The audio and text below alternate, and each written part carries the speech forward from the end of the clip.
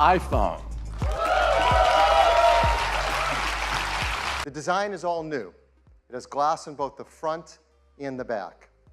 It comes in silver, space gray, and a beautiful new gold finish.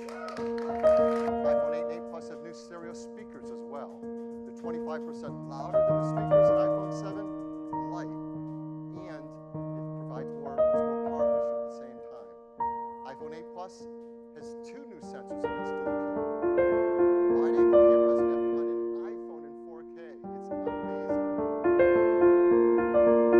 1080p HD, 240 frames a second. It's double the freedom of wireless charging. And the price will be $699.